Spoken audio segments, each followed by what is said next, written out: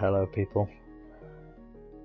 Right, for a bit of a change from a lot of the competitive gaming content I've put up so far on my channel, I thought we'd take a look at, well, I will be taking a look at some of my favourite games over the years and just find out what people's opinions on them are really, and just trying to encourage people to explore these kind of games and therefore gain some of the experiences that I've had for themselves. So this is the unfinished Swan, and we're just going to go in and I'll show you guys what it's all about.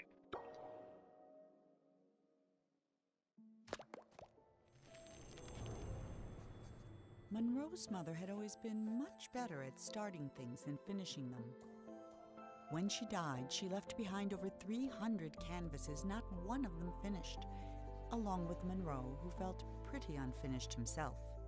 The orphanage allowed him to keep only one painting, and so he chose the unfinished Swan that had always been his mother's favorite. But that night, he woke up to find the Swan had disappeared. So he took his mother's silver paintbrush and followed the footprints into a little door he hadn't seen before.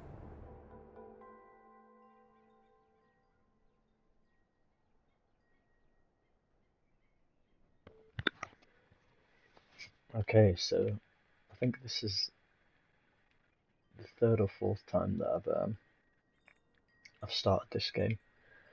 I think the first time I ever played it, I think I'd been out the night before, and I was pretty rough the next day. So I watched the trailer and thought that it would be exactly the kind of thing that someone who's feeling incredibly sorry for themselves needed, so that's how I got started anyway. Oh, okay, I forgot I had a mod on from completing the game previously. But yeah, so we're firing paintballs essentially onto what so far is an entirely white level. So yeah, it's something that I'm willing to bet none of us have seen before. And yeah, as we move around shooting the paintballs, oh, there's a crate there. We uncover the level in front of us. I think that is the most amazing thing about the this first part of the game. So there are different sections, slightly different themes, but yeah, the idea that there's an entire game world around you here that without shooting these balls you just wouldn't uncover. All of this detail, you'd have no idea. So you don't have to uncover everything, but it's that thought, that wondering what is out there, that's part of the appeal of this game, I think. And those are clearly Swan tracks. So yeah, we'll I can hear frogs and possibly a swan in the distance actually. And that's what we're here looking for after all. Yeah, it looks like they're reeds, so we're on the edge of some pond, and that's all I really know so far.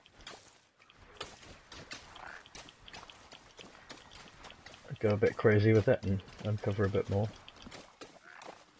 It's the water's edge here. Wow. There's a big old frog there, or a toad, I'm not sure what that would be. Wow, what was that? Looked like some kind of marine lizard, like an iguana or something, I'm not too sure. I've never actually seen that before, that's absolutely insane. We've got some fish. Yeah, I wonder what the significance of that massive beastie there was. We'll possibly find out at some stage. So yeah, as you can see, the more you shoot, the more you uncover.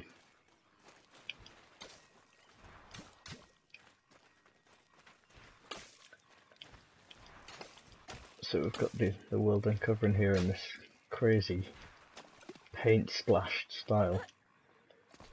Black and white with these distinctive tracks to follow, which really does look quite beautiful. So let's continue along these stepping stones, I guess, towards the tracks. I don't think you can die as such on this game. I don't know, maybe you can if you fell in the water, but we're not going to test it out.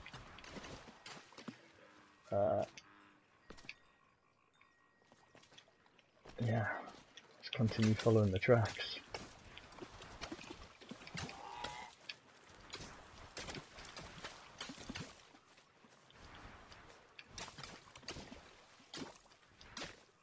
There's a tree there.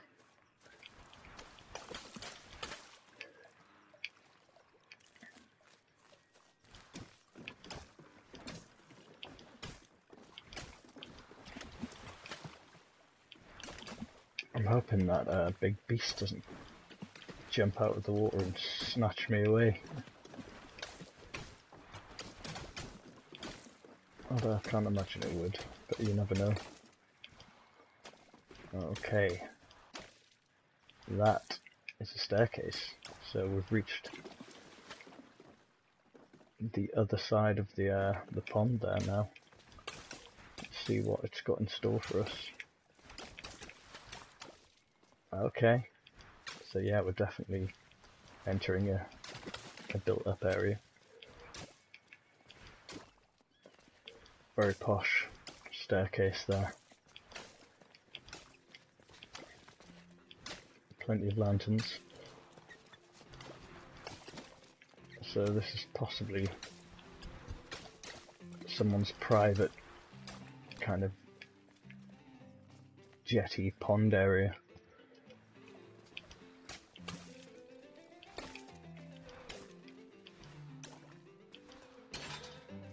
Oh, there's some gates there, rather large gates with some kind of crown insignia, and here we have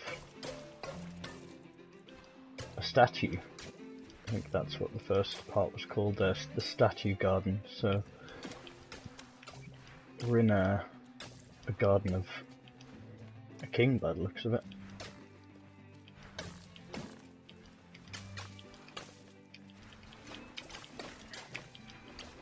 There's some barred gates, doorways or windows, I'm not quite sure.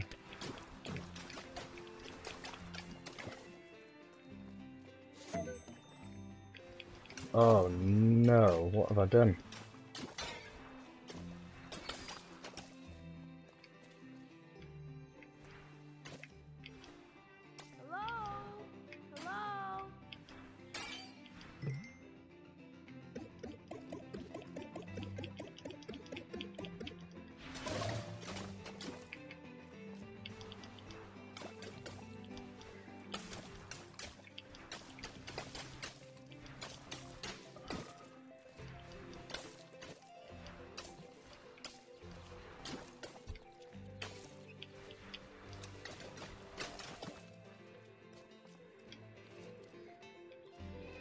Okay, so we'll continue on anyway. I've accidentally wiped everything that I've previously done, which is slightly annoying to say the very least, but I should have turned that mod off. I did have a look at it before I started this video to see what unlocks I had to get still.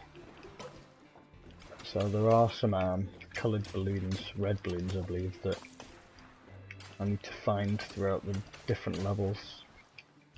As you find them you can unlock mods which are just mainly for fun. There's a sniper rifle paintball style thing, as well as some hidden things.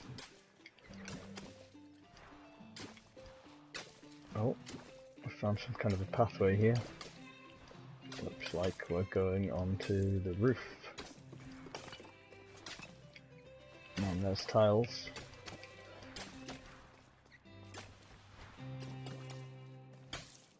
Crazy.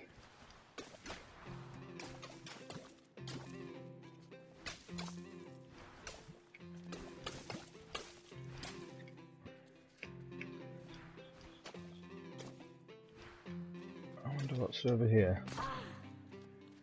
I'll not find out.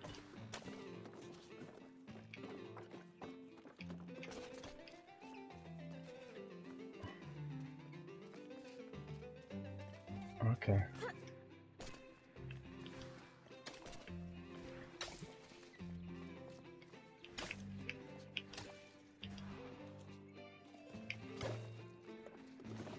The music there seems to be coming from the actual statue. You can see better there, that's a side profile of the face there.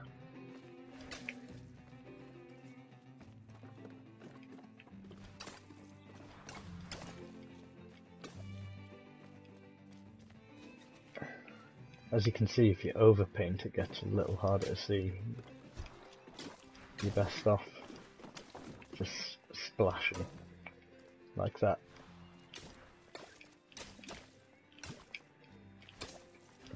The problem is you can't tell how close objects are until you do shoot, so it's a lot of fun.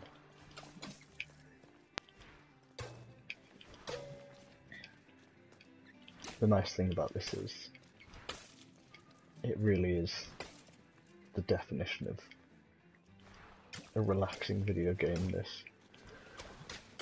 As you can see, there's no pressure. We're just minding our own business. That's a fork with some bacon on it. Going around at our own pace. What have we got here? That's a chicken drumstick, okay. So it looks like a celebration of the animals. There's a pig there, and the food that comes from the animals as well. So I'm guessing, yeah, the king's potentially quite greedy, possibly slightly rotund, we'll see.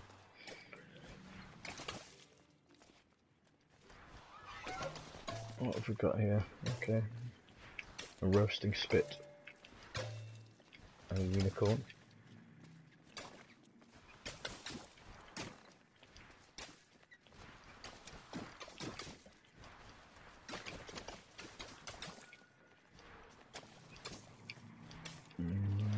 Okay.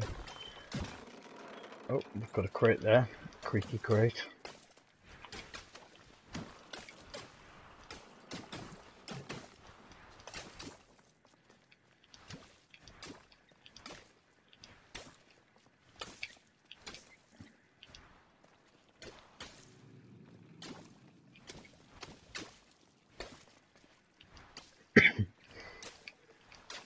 And where are we off to here?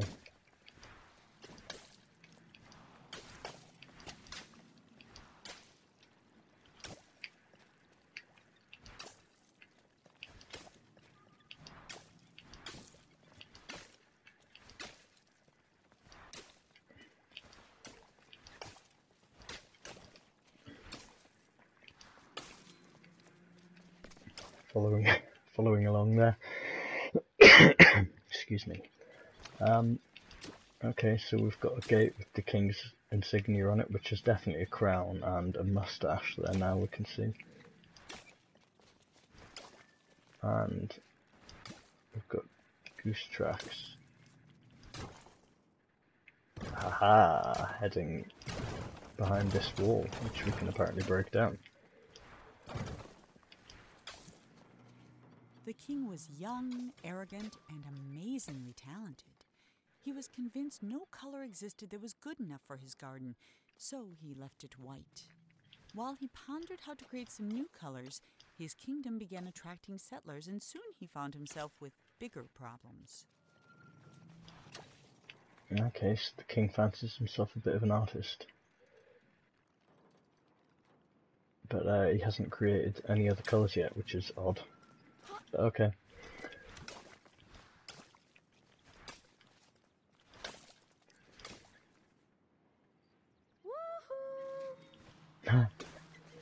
Okay, so it turns out if you press right on the D-pad there, you can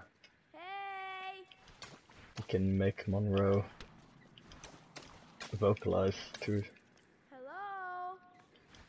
some extent. I think that's just more for fun than anything else, but it's a nice touch anyway. What else have we got here?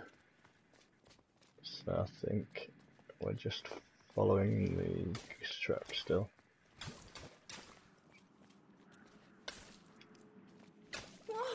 Wow, okay. There it is. Oh, he's moving quite slowly. Chase down that swan. Did I say goose before? Maybe I did. Okay, so that was part 1 anyway. I'm going to end the video here, as this was just a taster really. But yeah, if you like what you see, then let me know, and I can carry on a playthrough if you like. I mean, I have no objections to playing through this game again, which is why I started it in the first place really.